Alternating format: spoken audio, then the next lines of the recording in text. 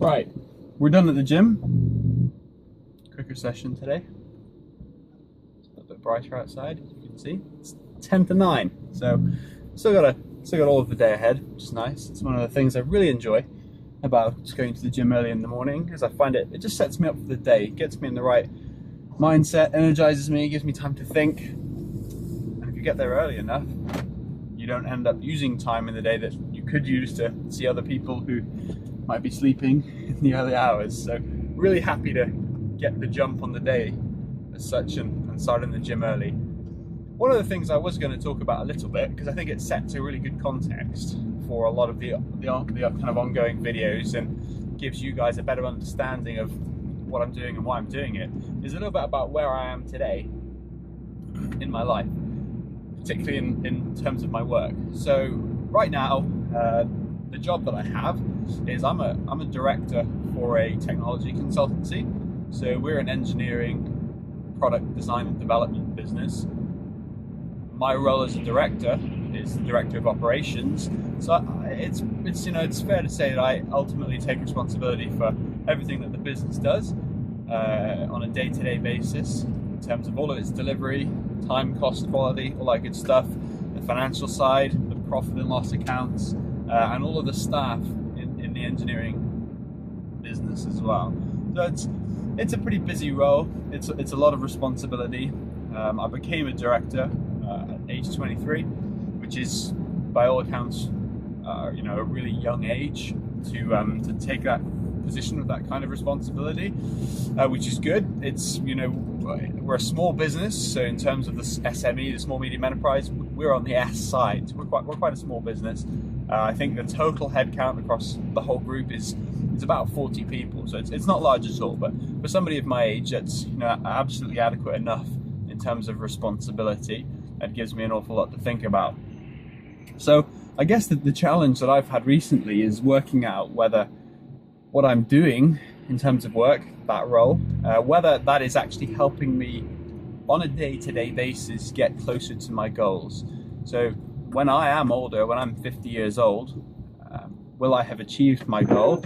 And will what I'm doing today help me get there? Every day that I spend, every hour that I spend working, is it bringing me closer to those goals? So that's a big question I've had to ask myself. It's all things considered, when you think about my age, the fact that I'm really young, you think about the level of responsibility I have at that age. I'm well aware that I am incredibly blessed and privileged to be in that position.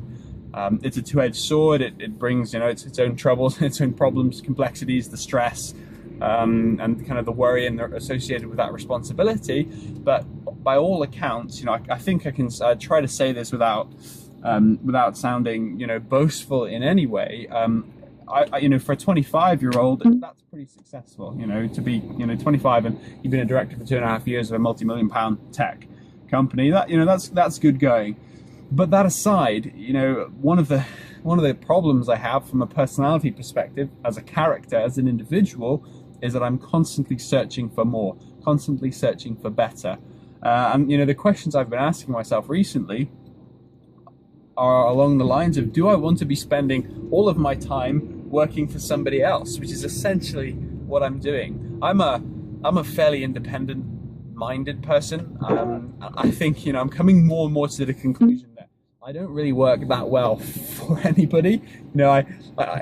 I'm more comfortable working for myself. I don't know whether that's a rebellious streak. I don't know whether that's a character trait that I just have to iron out, and I just have to address that and say, stop being so stupid. You're just going to have to grow up and get used to working for somebody else. Maybe that's the case, but I think I'm probably better off playing to my strengths, which is being a little bit more independent in terms of responsibility.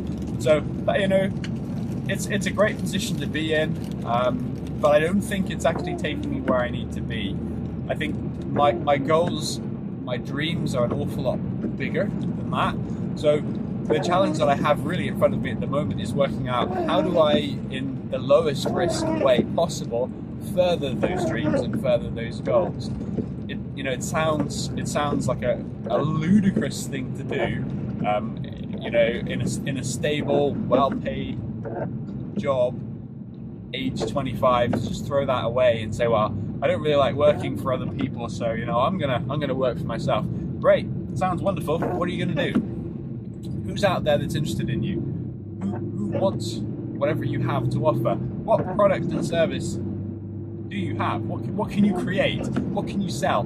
Can you sell? And ultimately, the question you have to ask is, people pay to have problems solved. So what problem are you going to solve for people? Because if you're not solving a problem, and you don't know who you're solving that problem for, it's very unlikely that anybody's going to pay you for it. So that's what I'm trying to weigh up at the moment.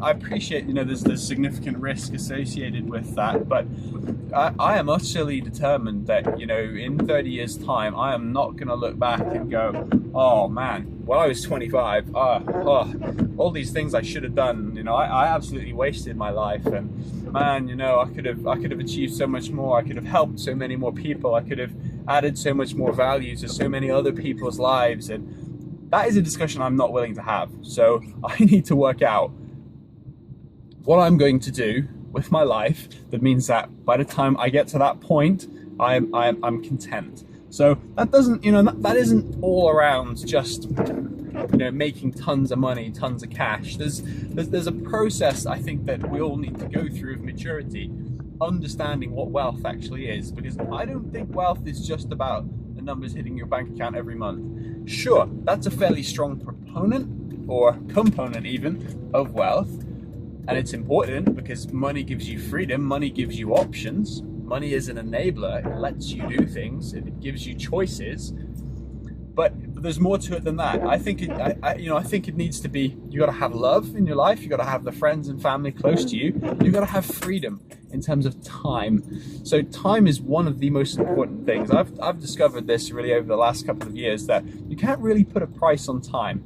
So in terms of what wealth actually is, it does mean you have money. You need to have money to do what you want to do. It means you have time to do what you want to do, and it also means you have the people around you to do these things with. There's no point having all this time and having all this money if you don't have the friends and family around you to enjoy it and to share in it and to kind of to spread that blessing and that love amongst other people. So I'm trying to understand a bit more about what wealth is and how that ties into my own personal objectives, and that's not too difficult to do. But the hard part, the bit I really find difficult, is actually saying, well, if that's my goal, if that's my objective, what are the actionable steps that I have to take to get there? How am I going to get from where I am today, position A, to where I want to be, position B? What are the steps along the way? How am I going to measure my progress?